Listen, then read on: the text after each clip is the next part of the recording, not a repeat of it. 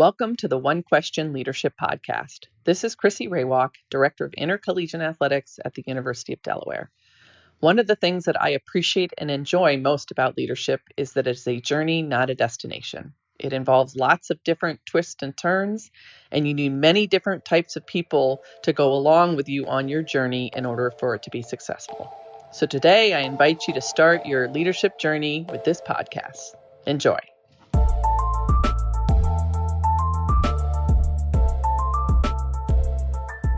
Greetings, this is Ty Brown, and welcome to the One Question Leadership Podcast, where we highlight executive and organizational leadership. Be sure to follow us on Twitter and Instagram at 1Q Leadership. Our guest today is Dr. LaKeitha Poole. LaKeitha is Director of Student Athlete Mental Health and currently Interim Senior Advisor to the Athletics Director for Equity, Diversity, and Inclusion at LSU. Greetings, LaKeitha. Thanks for joining us. Hi, Ty. Thank you. Thanks for having me. I'm glad to have you on. Now, you're also an adjunct instructor in the College of Human Sciences and Education's department. And this is your fifth year in college athletics, but you have, for the lack of a better term, gathered a wealth of influence in athletics. And you also spent time at LSU's Office of Multicultural Affairs. So I think there's a few things we can talk about here. First, the role of senior or interim senior advisor to the AD for Equity, Diversity, and Inclusion is new since the last we talked on the video for Athletic Director U. So I wonder if you can tell me what that role entails.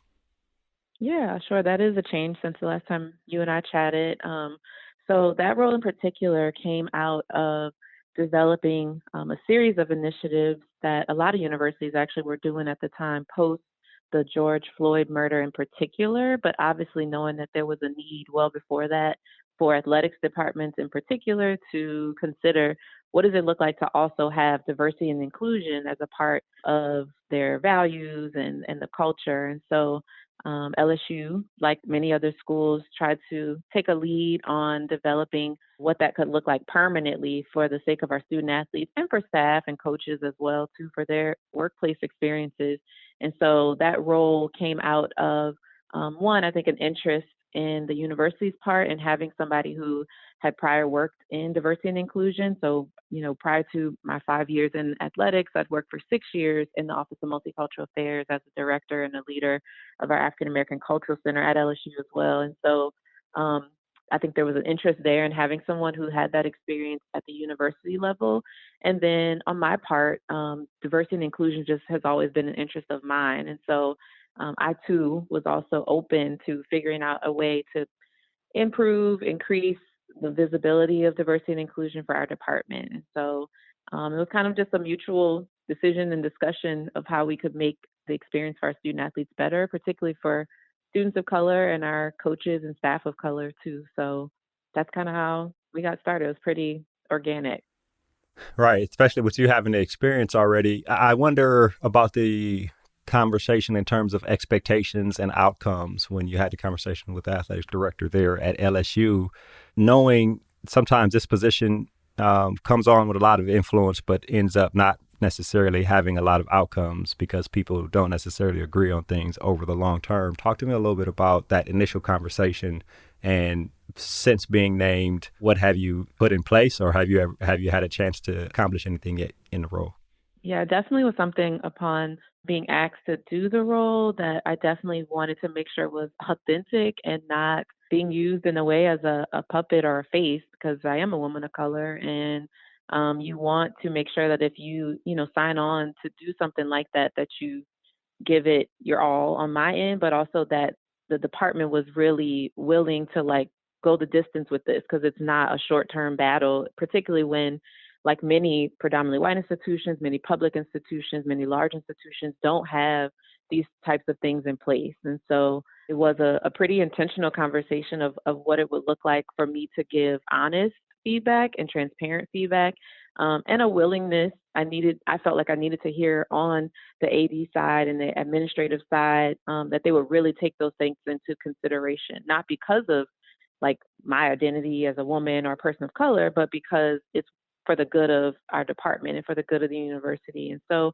I will say, thus far, I think that has happened. We formed a number of support councils and initiatives. We put on a number of events that have been able to spark, I think, leadership and probably even to some extent a level of pride among our student athletes and even staff. I hope. I know that's like a second layer, but over these last few months, or almost a year now, I guess at this point, but being able to really think about what does it look like for permanent change around diversity and inclusion to happen in the department. And that was really critical for that conversation of whether or not we were going to move forward in that way. And ultimately, the hope is that there will be, this will be a permanent seat at the table at the administrative level for someone. I don't know that that's my calling long term to go back into diversity and inclusion full time in this way. But for now, being the person holding this role until we figure out how to make sure that this is a permanent seat at the table so that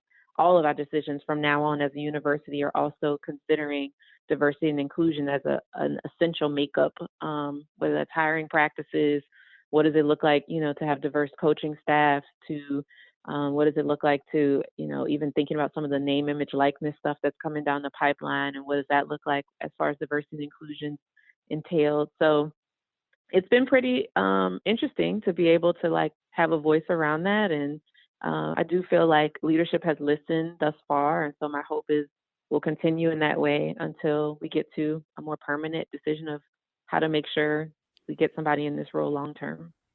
Right. Interesting. You mentioned staff. Staff probably is one of the most important parts of it, right? So that the student athletes see and feel like, as mentioned when I talked to you and Dr. Marshbell from Baylor, they feel like there's somebody in the department that looks like them that understands or potentially understands what they're going through. Congratulations on that position. Hopefully it comes out well to where you expect it to come out. I can't imagine where you have the time to do student athlete mental health and to be the senior advisor to the AD for equity, diversity, and inclusion. But I imagine that you're doing it the best you can, and the AD is probably happy with what you're doing. Thinking about your other role, the director of student athlete mental health, you're a licensed professional counselor. And looking back, obviously over quarantine, pandemic, but the 2020 football season across the country, you saw teams and student athletes in and out of quarantine, games postponed, games canceled. Some people's whole seasons were canceled. But thinking about the people who did play a 2020 football season, for a player, for a coach and staff, of stopping and starting as you're trying to play the season, tell me about the impact of that on the players or the team overall, and really the athletics department too, there at LSU. Yeah, I think it was a lot for everyone. Super sort of emotional experience, I think, in a lot of ways for student athletes, which for me is more of my day to day and talking with them. It's the sort of constant feeling of whether or not, that next game will get played just because of the way things got shut down so abruptly in the spring of 2020. And so I think it was always sort of just in the back of every student athlete's mind of, will we actually finish the season? And if we do, what does that look like? And if we don't, what does that look like? Because a lot of things were happening moment by moment as far as like giving eligibility back from the NCAA and all those things. And so you have, I always think of, in particular, my senior student athletes for any sport, they're always wondering if that's my last moment. And like you and I've talked about in past conversations of the identity of a student athlete, is so closely tied to who they are, especially while they're still actively playing, that it's difficult to be able to imagine that being sort of like taken away from you by something you can't see, like a pandemic, or just feeling like you're not going to get to finish something you started, knowing the mindset of athletes is always centered around perseverance and goal setting. And so I think it was a lot. I think it was pretty overwhelming.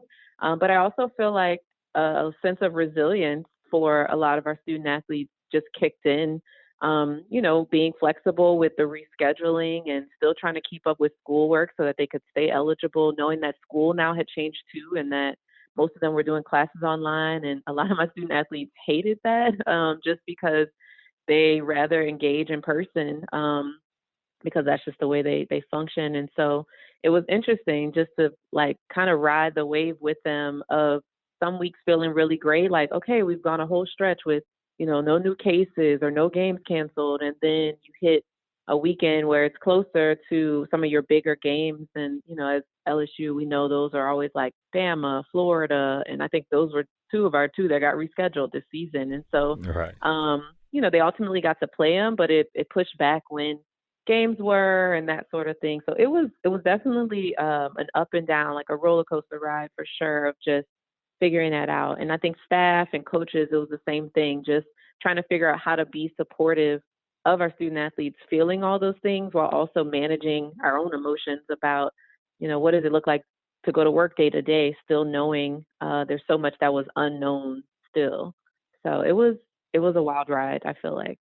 Well, looking at it, I guess from a national scale, when you talk to some of your colleagues around the country, was there an uptick, I guess, in people who come to visit you and your staff? I mean, or even around the country, did you hear colleagues talking about, yeah, so this is what I'm seeing now? Like, did any of that happen in terms of what you guys do in the role you're in around the country in terms of college athletics with the starts and stops in the pandemic during the season? Yeah, absolutely. I think knowing that, just like kind of we were talking about before, just the fact that, they're student athletes and they're here to, get an education and to play, but they're people. So we saw, I think, more increases of folks coming in really to talk about life outside of sport, like what was going on at home. A lot of them, their parents had lost jobs and, folks they had to move, or people were isolated or quarantined from other family members, homes were split up. So I definitely feel like we saw an increase across the board in that, and talking with some of my colleagues, which I think in some ways was a lifesaver during this time as well, because you just had people to check in and say like, what are y'all doing? What's the key here to figuring this out? And I don't think anybody had one answer, but it was clear that for all of us as mental health professionals, we definitely needed to both up our energy and our game around, being able to solve some of the issues that we saw coming in, or at least provide support for them, and then figuring out, okay, well, how do we create something for the long haul of what this is going to look like? So, we're in a stage now where we have vaccines and all those things happening, but I mean, it's still taking a toll on a lot of athletes and their families long term. And so, how do we offer that type of support again for the player that won't get a chance to play now that football is over? They're either trying to figure out, can they train somewhere for the draft, and how do you do that when COVID is still running rampant? Like, it's just sort of interesting to see how far extending this has been. Besides just, I think, the few months that we thought all of us thought this would be when everything first kicked off with COVID. So yeah, it's been pretty widespread, and I feel like my colleagues and myself have tried to put our heads together over a lot of different things to figure out the best way to offer support. I imagine there's probably some semblance of solace to have other colleagues who go through the same things you go through that you can lean on for advice in terms of the student athlete and mental health environment in college athletics. Oh my goodness. Yes, absolutely. Absolutely. I wouldn't make it Right, without right. them. I wonder, was there, is there something that was learned during the football season that could possibly be applied or implemented to other sports seasons that are maybe taking place now or in the near future in terms of mental wellness and mental health for student athletes? I mean, was there anything that you can take from that first season during the pandemic to apply now, maybe the basketball season or other seasons that may come up in the spring and winter season? Yeah, I think definitely just the flexibility piece for sure. Just knowing that this is such a new thing still, even though it's been like a year. I feel like that we've been thinking or talking about COVID, but there's no way that any of us in this lifetime thought we'd be living through a pandemic. And so there's so much that we just don't know. And so the flexibility, I think, is key for sure. And then I think the acceptance part, or the validating part of letting like your student athletes know, or your staff know, whether that's coaches or otherwise, that it's okay that you don't feel normal or good about this time. I think, with sport, people always see it as this like great unifier and this thing that brings a lot of happiness, which, it can be, but um, nothing about this time feels normal. And so I think all of us have tried to find ways to find whatever our new normal is personally. And so for sport, I think it's being able to recognize that's going to happen in this way too, and that there's going to be just a huge, I think, learning curve still with what it looks like for our spring sports now, like you mentioned, like basketball, baseball, softball, and those teams trying to figure out, will they make it through a season too, because some of those same protocols still have to happen. Like, as a staff person who works closely with women's basketball right now, I get tested 3 times a week just to make sure that both I'm keeping them safe, they're keeping me safe, and so I can still travel and do my job as a mental performance consultant with them. And so those are things that's not normal for my day to be flexed around, getting COVID tested. And so for student athletes, it's the same thing, like having to fit that in while still keeping up with school, still trying to understand if their family back home is okay. And again, with college athletics, you have athletes at one school that are from all over the world. And so just being able to recognize that too is coming in to the court or the gym or wherever you're practicing or playing each day too. So I just hope people will give maybe that same like grace and courtesy to our spring sports because they need it too. And in all honesty, I felt like the trauma of it hit them a little bit more because many of these spring sports, like, basketball, softball, gymnastics, they got cut short. They were right on the brink of their like, conference championships and national championships. And, our men's basketball team was at the NCAA tournament ready to play their first game and like got put back on a plane, and so it's just interesting to know that this group too, they've experienced the trauma in a different way where I think there's a little bit more anxiety of whether or not they'll actually make it through this time. And we're hoping for it, but I could definitely relate to how they're feeling. And I hope that other people will give sort of that same grace and courtesy as they work through it. All right, which makes a position like yours very important.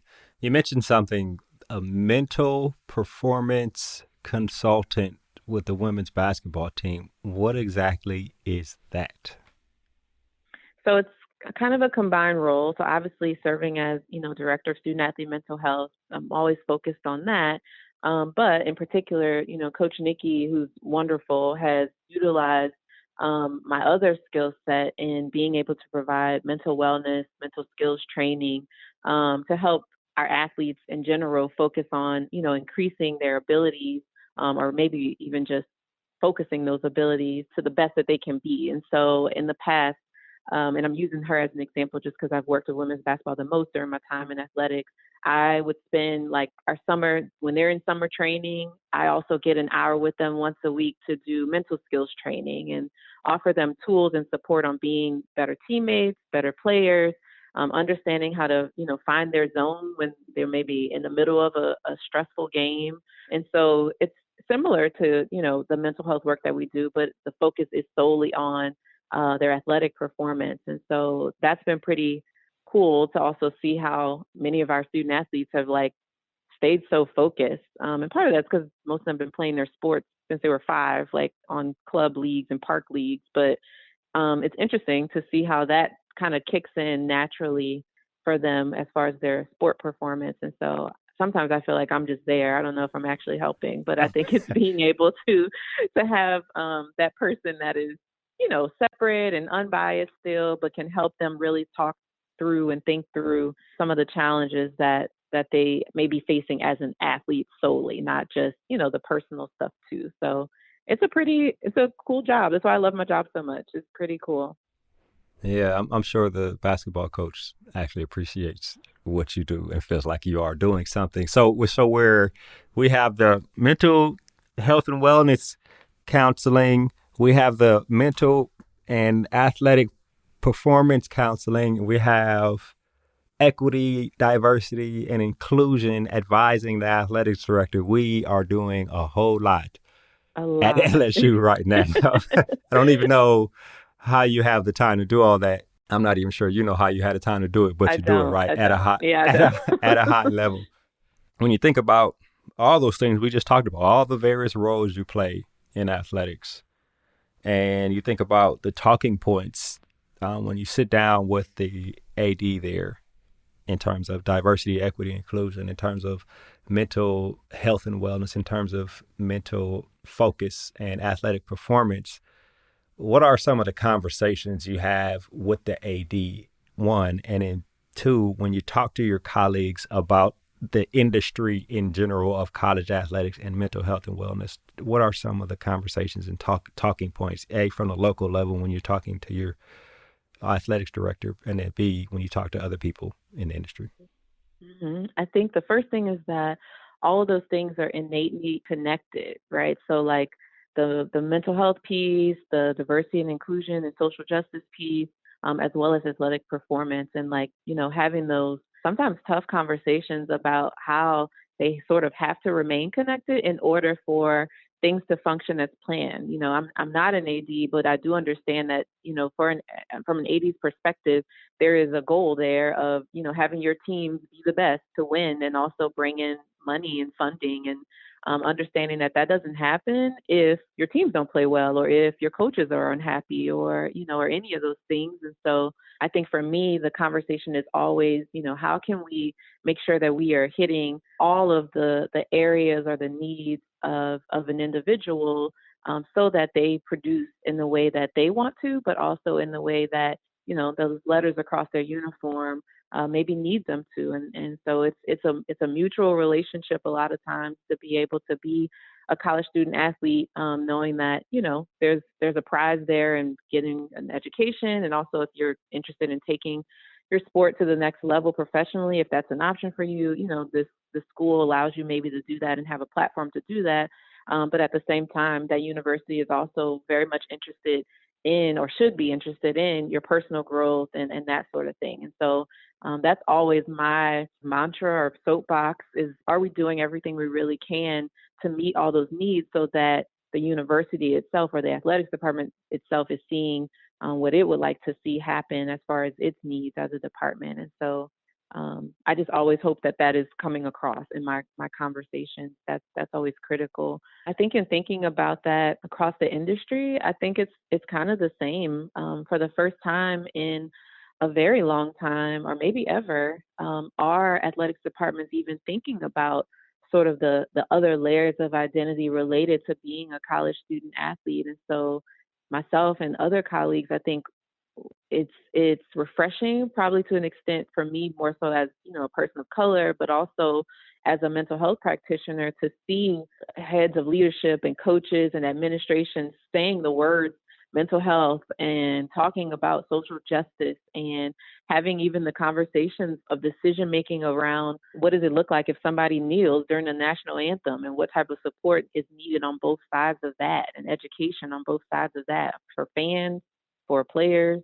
It's been a whirlwind, but it's also been pretty cool to see all of that play out. And I think those conversations are not going anywhere anytime soon, or at least I hope they're not, because we're not done yet. I mean, there's just so much left to think about, because had we not all been stuck inside at home back in May, when the George Floyd murder happened, I don't know that many athletic departments or universities as a whole would be thinking this intently about what does it mean to really serve their students, and serve their student athletes. And so it's been refreshing to an extent, but also, it's exhausting. And I can totally see how we're going to need to continue to be there for our student athletes as they try to navigate too, where they feel like they fit in finding their voice, using their voice, being advocates for what causes they believe in. So all that stuff now has to get worked in to athletics departments where they didn't have it before. Like,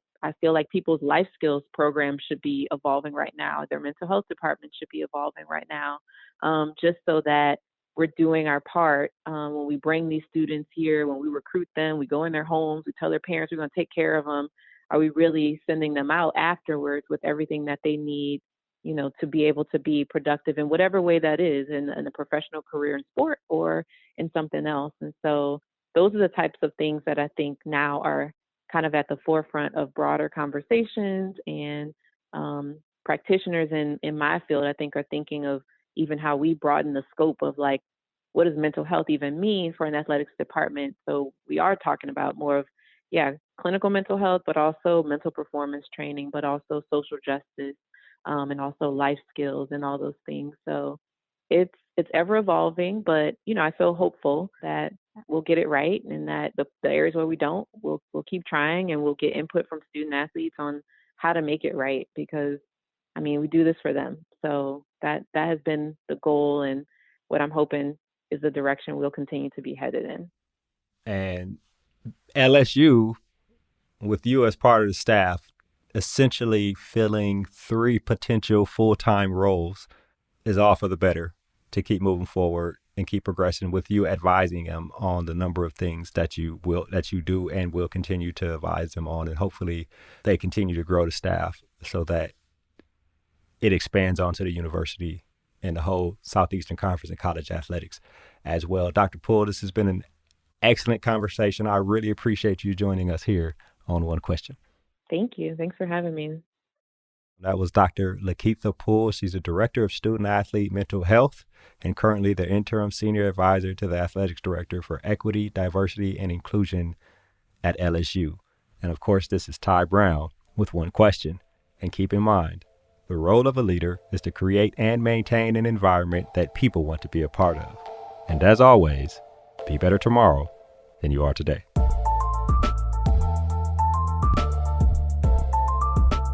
This episode of the One Question Leadership Podcast is produced by Spades Media Group, solving problems using creative leadership.